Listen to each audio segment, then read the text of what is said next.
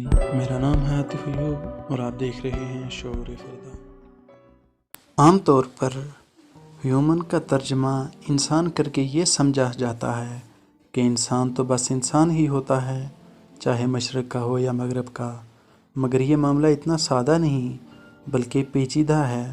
در حقیقت ہر تہذیب کا ایک اپنا مخصوص تصور انفرادیت ہوتا ہے۔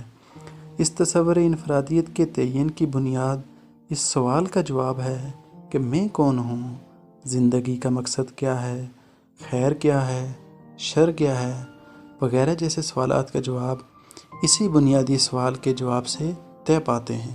بالعموم تاریخی طور پر اس سوال کا جائز مقبول عام جواب یہ رہا ہے کہ میں عبد ہوں، اور طویل عرصے تک اسی تصور انفرادیت کو انسانیت کا جائز اظہار سمجھا جاتا رہا ہے، اگرچہ پچھلے ادوار میں اس کے برعکس جواب دینے والے افراد اس معاشرے میں بھی موجود رہے ہیں۔ البتہ اکثریت معاشرے جیسے تمام مذہبی معاشرے اسی مذہبی تصور انفرادیت پر مبنی تھے۔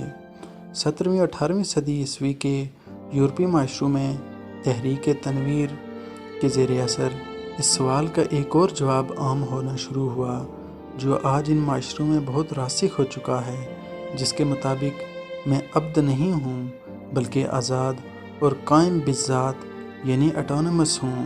اس تصور ذات کی ابتدا ڈیکارٹ کے جملے I think therefore I am سے ہوتی ہے، جس کے مطابق کائنات کی واحد ہستی جو اپنے ہونے کا جواز خود اپنے اندر رکھتی ہے، نیز جو ہر قسم کے شک و شبہ سے بالاتر اور منبع علم ہے، وہ اکیلی ذات میں یعنی I ہوں۔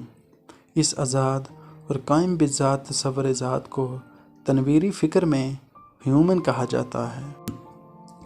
ہیومن اپنی بندگی کی نفی اور صمدیت کا دعویٰ کرتا ہے۔ دوسرے لفظوں میں ہیومن خدا کا باغی تصور ذات یا انسان ہے۔ مشہور مغربی فلسفی فوکو کہتا ہے کہ ہیومن انسانی تاریخ میں پہلی بار 17ویں صدی میں پیدا ہوا، ان معنی میں نہیں کہ اس سے قبل دنیا میں انسان نہیں پائے جاتے تھے، اور نہ ہی ان معنی میں کہ یہ کوئی زیادہ عقل مند انسان تھا اور پہلے کے انسان جاہل وغیرہ تھے، بلکہ ان معنی میں کہ اس سے قبل کسی انسانی تہذیب اور نظام فکر میں آزادی کو انفرادیت کے جائز اظہار کا مقصد سمجھنا اور قبول نہیں کیا گیا تھا، گویا یہ کفر و الحاد کی ایک شکل سمجھی جاتی تھی۔ اس سے قبل انسانیت کے لیے لفظ مین کائنڈ یا عبد استعمال کیا جاتا تھا۔ ہیومینٹی کا تصور 17ویں صدی میں وضع کیا گیا۔ ہیومنزم کا ڈسکورس در حقیقت اسی تصور ہیومن سے نکلتا ہے جس کے مطابق انسانیت کی بنیادی صفت آزاد و قائم بالذات ہونا ہے، اور عقل کا مطلب اس انسانی آزادی میں اضافے یعنی انسان کو عملاً قائم بالذات بنانے کو بطور مقصد حیات قبول کرنا ہے۔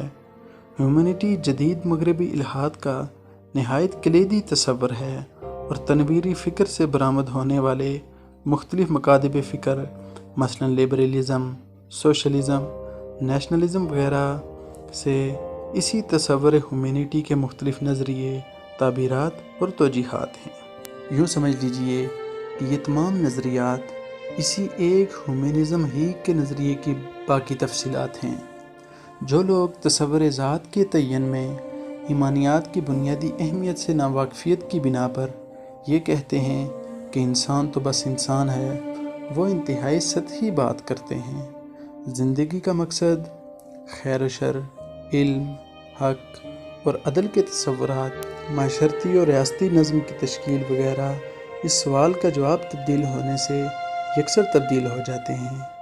آسان مثال سے سمجھیے کہ حضرت عیسیٰ بطور ایک معین شخصیت مسلمانوں اور عیسائیوں میں مشترک ہیں کہ دونوں تاریخی طور پر ایک ہی مخصوص شخصیت کو عیسیٰ مانتے ہیں، مگر ان کے درمیان 1400 سال سے وجہ اختلاف تصور عیسیٰ ہے، نہ کہ شخصیت عیسیٰ، یعنی ایک کے یہاں عیسیٰ ابن اللہ ہیں جبکہ دوسرے کے یہاں عیسیٰ رسول اللہ۔ اگر کوئی یہ کہے کہ عیسیٰ تو بس عیسیٰ ہے، مسلمان اور عیسائی بلا وجہ دست و گریباں ہیں، تو یقیناً وہ ایک غیر علمی بات کرے گا۔ اسی طرح ہیومن کو بھی انسان کہنا اور مسلمان کو بھی انسان کہنا ایسی ہی کنفیوژن کا شکار ہونا ہے۔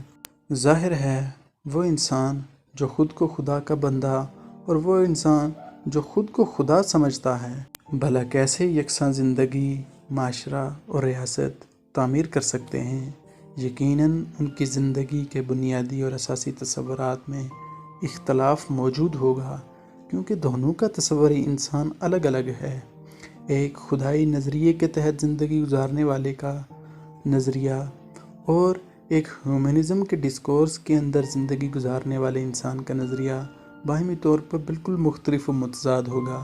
اس لیے ہم کہیں گے کہ ہیومنزم کا فلسفہ جو انسانیت کی تعبیر و تشریح کرتا ہے، وہ کسی بھی طور پر ایک ریلیجس ڈسکورس میں اپنا استحکام پیدا نہیں کر سکتا۔